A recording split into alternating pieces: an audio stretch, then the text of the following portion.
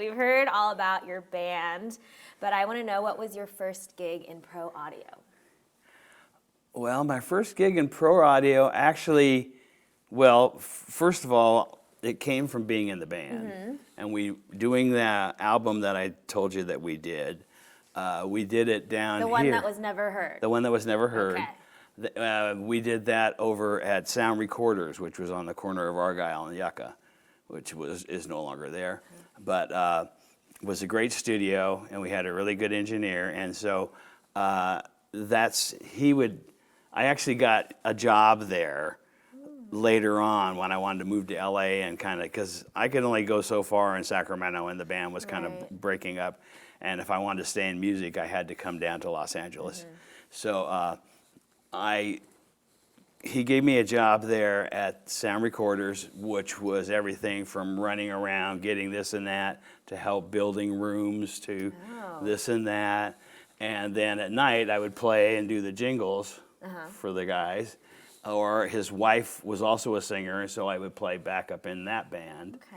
And so you got to do a whole lot of different things. Yeah, I did. It was funny because that I remember that being when that band, we had some great players, and David Foster had just come to town, and he was one of the players in the band.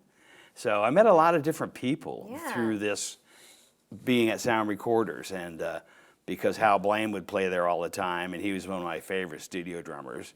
And I would go to work, and I'd see Hal Blaine, and I'd see Neil Diamond, and I'd see Warren Zevon, and I'd see all these people, and I think, well, I got to do this. This is a pretty fun gig to be in. So I ended up working there.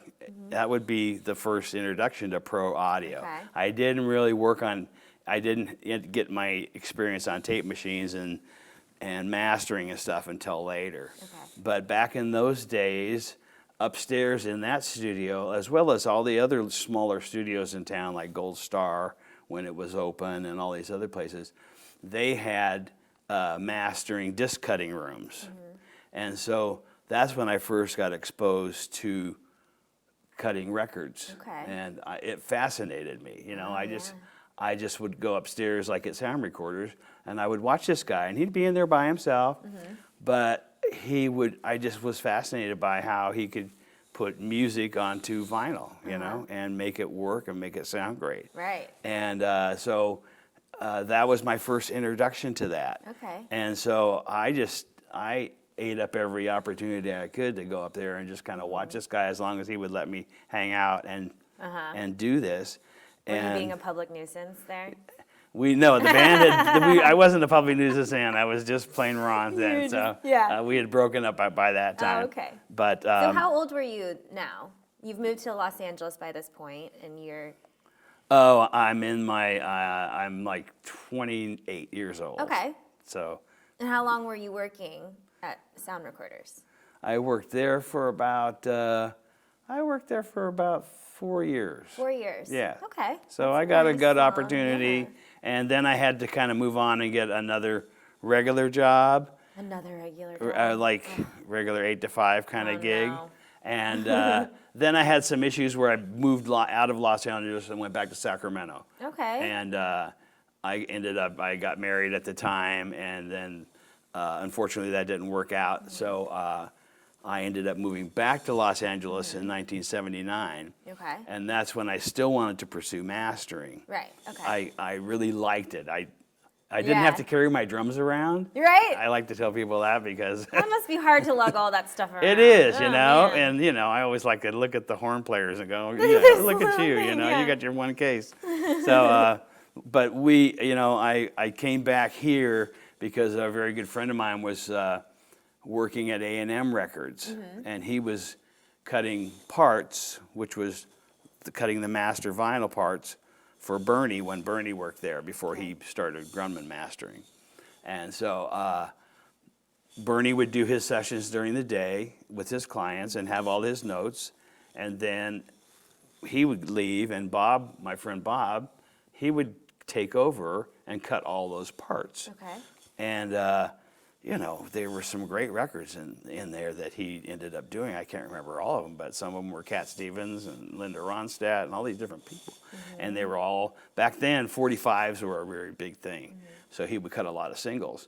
And so the kind of the synopsis of that was, as long as he didn't have any clients, then he would just let me hang out and learn. Okay. So that's how I learned, because back then especially, there was no school for what Right. that I was wanted to That learn. was pretty much your education. Yeah, you just had to learn from somebody that would befriend you Right. and let you, And were you, know. working there, or did they just No, let you I had sit a in regular and job watch? during the day Okay. downtown Wow. LA.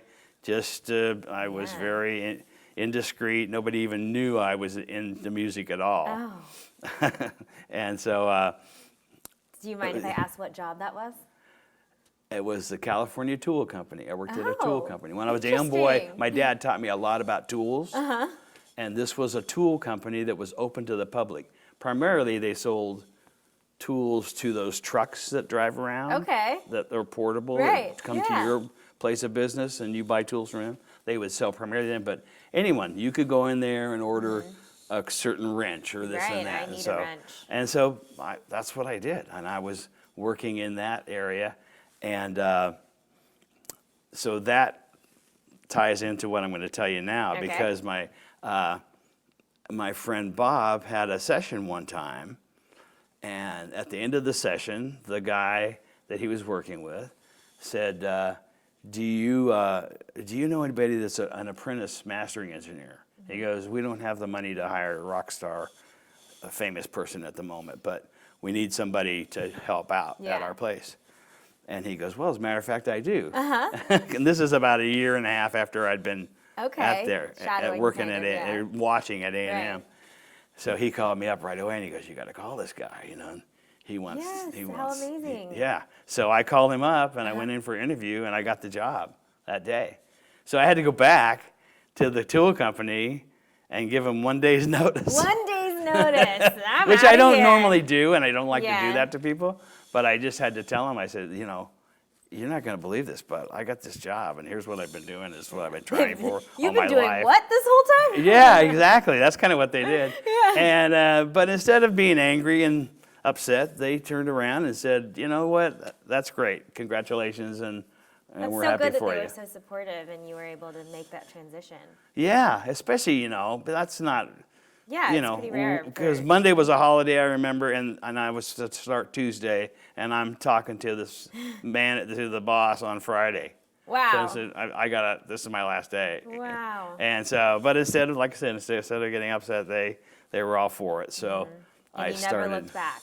Since No, then, no. Then I started with United Artists, and that's how it started. And then EMI bought United Artists, and that's how I fell under the EMI Capital blanket. Okay.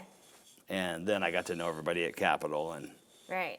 just would go down there. And then I went into that building in December of 1986, Okay.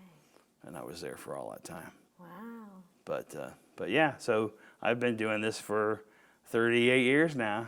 That's It's, you know, good and going, then huh? since I just recently retired, and Congratulations. thank you. And a lot of people, they don't do that anymore. They don't stay at that same job. You know, Right. it's not that kind of world anymore. But it was still very rewarding for me, and I really loved it. And then I still do a lot of talking and seminars and panels and, you know, some teaching and helping out. You know, I didn't want to leave the business like, okay, I'm gone. Yeah. But I did want to just take a little slower pace and, you know, get a little more personal and one-on-one connection with folks in Yeah. the business, That's good. and let them know I can help them out if they need my knowledge. Mm-hmm.